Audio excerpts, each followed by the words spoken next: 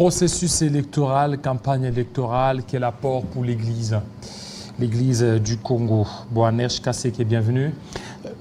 Merci. Alors, vous êtes venu avec un slogan qui ne passe pas vraiment inaperçu. Tout le monde, beaucoup plus, s'étonne un peu du slogan « Votez pour Jésus ».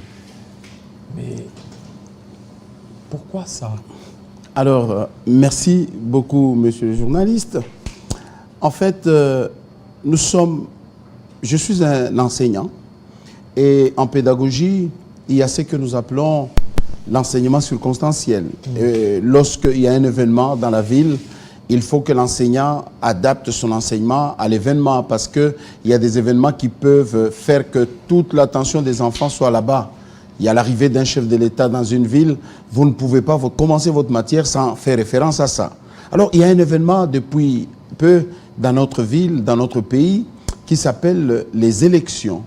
Et tout le monde est focalisé, tout le monde parle élection. Dans un camp, ceux qui cherchent à être votés, élus, et dans l'autre camp, les potentiels clients pour choisir. Et lorsque moi je regarde, j'ai dit, on fait que la publicité des hommes. On essaie de vanter les hommes, mais pourtant, il y a quelqu'un qui a créé l'homme, qui a la matière de l'homme entre ses mains, qui connaît l'homme de bout en bout. C'est Jésus. Et je trouvais que c'était le moment de passer à l'évangélisation, de parler de Christ comme pas auparavant, parce que nous sommes dans une période où on demande aux enfants de Dieu de parler de Christ sans relâche, sans excuse, parce que c'est le temps de gagner les âmes. Nous sommes en train d'aller au soir de la vie du monde. L'humanité est en train d'aller chuter. Vous avez trouvé l'occasion, pendant cette période électorale, de lancer le slogan Votons Jésus. Votons Jésus. Oui, parce que tout le monde est dans la recherche de qui va-t-il voter. Et alors, lorsque vous allez voter les gens de ce monde, c'est bien. Mais écoutez, c'est pour une organisation éphémère, temporaire de ce monde. Mais moi, je vous propose un candidat. Je suis aussi un directeur de campagne de quelqu'un. Je bats la campagne pour mon candidat. Et mon candidat, il est un candidat à tous les échelons de postes sur cette terre des hommes. Si vous choisissez mon candidat, il peut vous aider à gouverner le pays en tant que chef de l'État. Jocelyn, vous pouvez déjà nous balancer la fiche. Nous aider à être au Parlement comme un bon représentant du peuple. Votons Jésus. Et son numéro, je vous dis, c'est le 3-16. Avec Jean comme les livres, comme l'évangile. Donc l'évangile de Jean chapitre 3, le verset 16, dit tout simplement, si tu crois au Seigneur Jésus, tu seras sauvé. Que tous ceux qui peuvent donner leur vie au Seigneur, et que, car Dieu a tant aimé le monde, et qu'il a donné son Fils, afin que quiconque voterait pour lui aura la vie éternelle. Donc, il suffit pour vous de choisir Jésus-Christ, vous entrez dans le règne du pouvoir. Alors, je voulais souligner à l'intention de ceux qui nous suivent que le candidat le mien que je vous propose, il est tout à fait différent et atypique. Lorsque vous votez pour lui, lorsque vous le faites entrer dans votre vie, en fait, il vous rétrocède tout ce que les autres recherchent. Avec mon candidat, il peut vous amener à la magistrature suprême.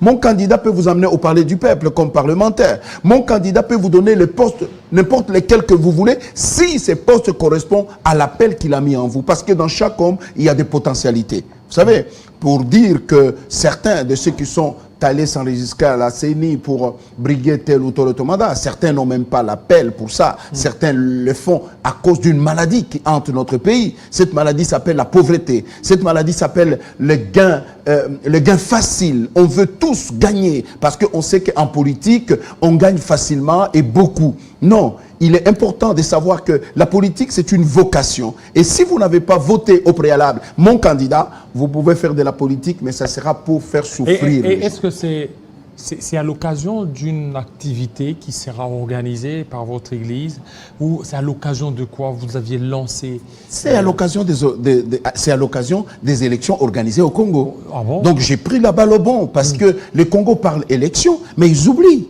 que nous sommes au temps où nous devons prêcher l'évangile. La Bible dit que je mets devant toi deux voies, le bon et le mauvais. Si tu choisis le bon, tu vis. Moi, je propose la vie aux gens. Il faut éviter parce que, vous savez, nos amis et frères que nous allons élire, demain, aujourd'hui, ils sont dans nos avenues, ils sont dans nos quartiers. Mais demain, après les avoir élus à la présidente de la République, au Parlement, nous ne le verrons plus jamais. Ils ne viendront plus nous voir. Et Jésus, lorsque vous votez pour lui, il s'appelle Emmanuel, Dieu avec nous. Il habitera avec toi, qu'il pleuve, qu'il neige, en temps de joie, en temps de souffrance. Jésus est là pour toi. Je vous prie d'accepter Jésus-Christ, même si vous allez élire votre candidat. Je ne connais pas son nom, je ne connais pas ce qu'il a, mais Jésus est le candidat idéal pour les hommes.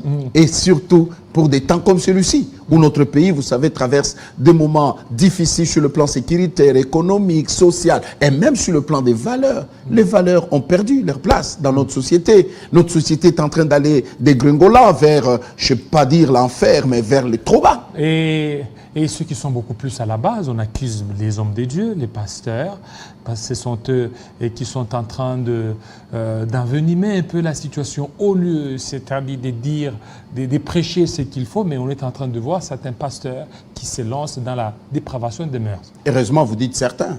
Lorsque je vous tends un billet de $, vous n'allez pas le rejeter tout de suite. Vous allez d'abord vérifier s'il est bon ou mauvais. J'invite les enfants de Dieu, le peuple congolais, le peuple du monde qui nous suivent, à vérifier toutes choses. Lorsque vous êtes en face de quelque chose, il faut vérifier c'est d'origine ou pas. Et quand vous prenez quelque chose de fabriqué, je ne sais pas moi, par tricherie, ça sera de la mauvaise qualité. Dans chaque appareil, il y a des appareils piratés, comme il y a des bons appareils. Et dans chaque milieu social, chez vous, les journalistes, vous les appelez les moutons noirs. Donc partout, dans les secteurs de médecins, il y a de mauvais, dans les secteurs de politique, il y a de bons et de mauvais. Dans tous les secteurs de la vie, il y a ces deux paires de manches. Donc, aux hommes de choisir. Et pour faire le bon choix, il faut avoir celui qui peut t'aider à faire le bon choix. C'est celui que je vous propose, alors, Jésus. Par rapport, quel doit être le rôle maintenant de l'Église pendant cette période électorale? Pendant cette période, l'Église doit jouer le rôle du roulage, doit donner de la voix, doit montrer aux enfants de Dieu que les élections que vous êtes en train de mener, c'est une activité démocratique, mais une activité qui ne doit pas se faire par sentiment, qui ne doit pas se faire par un élan tribal, un élan régional, mais plutôt essayer de viser l'excellence. L'excellence, c'est les prototypes de l'homme qu'il vous faut. Nous avons besoin de quelqu'un qui va nous représenter au Parlement, qui va nous représenter à la présidence de la République, je ne sais pas moi, aux élections locales, qu'il soit quelqu'un de bonne vie, d'abord, qu'il soit quelqu'un de cohérent, qu'il soit quelqu'un de unificateur, qu'il soit quelqu'un qui n'a pas de penchant vers sa tribu, qui n'a pas de penchant vers, n'est-ce pas, les velléités autres que les velléités humaines, que les sentiments humains, je voulais dire. Donc, que ce soit quelqu'un que vous allez juger. La Bible nous donne l'image, par exemple, de type de quelqu'un qui aspire à devenir diacre. La Bible dit qu'il soit mari d'une seule femme, qu'il ne s'adonne pas au vin, qu'il soit pas. Ça veut dire qu'il y a un critérium que nous devons avoir. Mais on sent qu'il y a certains penchants de certaines églises, hein. Lorsque vous essayez de lire, de voir leurs déclarations, vous sentez que cette église prêche pour tel candidat. Oui, mais c'est une grosse erreur. Prêcher pour l'autre. Une grosse erreur. L'église regroupe les enfants de Dieu de beaucoup de... Écoutez, l'église ou les jeux politiques, c'est comme le football.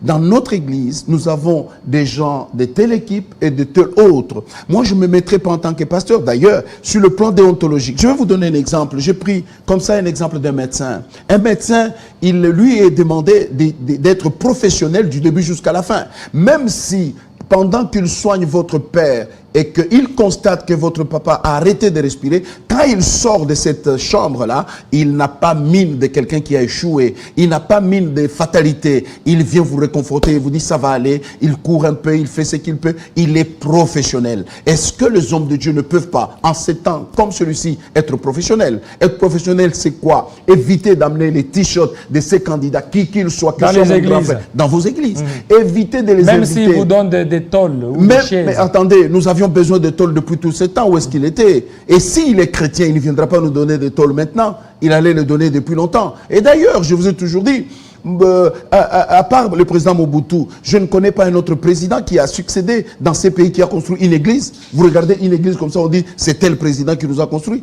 Le chef de l'État Mobutu a construit les églises catholiques partout dans ce pays. Oui, on a senti qu'il soutenait. Mais tous les autres présidents après Mobutu, personne. On a vu Maman Olive qui a construit. Personne. Maman Olive n'est pas président, elle est l'épouse du président. Elle a fait montre de sa foi. et les partenaires. Mais je parle de chef de l'État. Vous trouvez un chef de l'État qui dit, moi je suis protestant, je suis de l'exil, il réveille, je construis de zéro à au-delà. Il faut qu'on le fasse, il faut qu'on le dise aussi, pour que nous sachions que ces gens sont finalement avec nous. Alors, moi je pense qu'il est de bonne loi que le professionnalisme de notre métier en tant que pasteur, de ne pas montrer ses sentiments. Ce n'est pas de l'hypocrisie, c'est parce qu'on veut jouer le juste milieu. Je veux louer les catholiques, vous savez.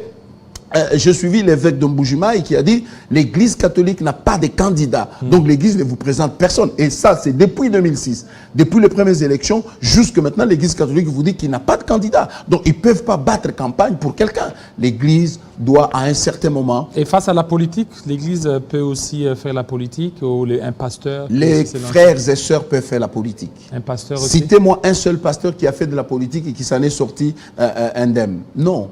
Ils sont suyés, ils s'essuient et ça n'aboutit pas. Pour ma part, je pense que la politique active, laissons aux laïcs que nous puissions être là pour les conseiller parce qu'il y a des potos là-dedans.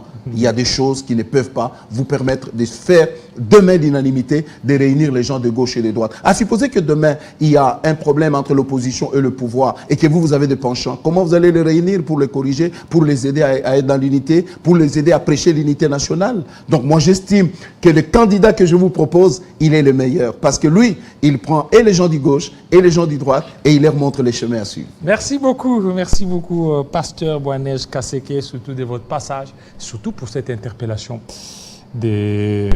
faite à l'endroit de nos églises. De nos églises. Merci, c'est moi qui vous remercie, mais je voulais citer en disant, lorsque vous votez les miens, il vous donne le pouvoir. Il dit, voici les signes qui accompagneront ceux qui auront cru. En mon nom, ils chasseront les démons. En mon nom, c'est que quand vous croyez au Seigneur Jésus-Christ, partout où vous êtes, je dis pas aller à l'église, je parle de donner votre vie à Jésus-Christ, qu'il soit le maître de votre vie, qu'il vous conduise, il transforme votre vie morale, il transforme votre vie physique et il fait de vous une nouvelle créature et vous faites que le milieu dans lequel vous vivez soit un bon milieu. Merci. Que Dieu vous bénisse, que Dieu bénisse votre chaîne. Merci, amen. Amen, nous disons amen. Merci. Voilà, notre invité, c'est tout de suite.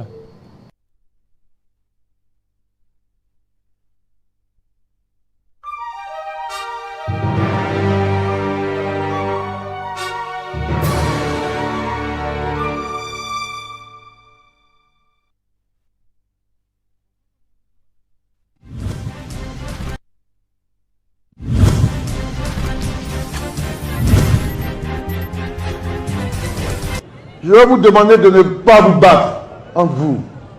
Ne vous détruisez pas. La politique est une chose. Elle a son champ de bataille. C'est les campagnes électorales et les urnes. La vérité des urnes. Chers jeunes,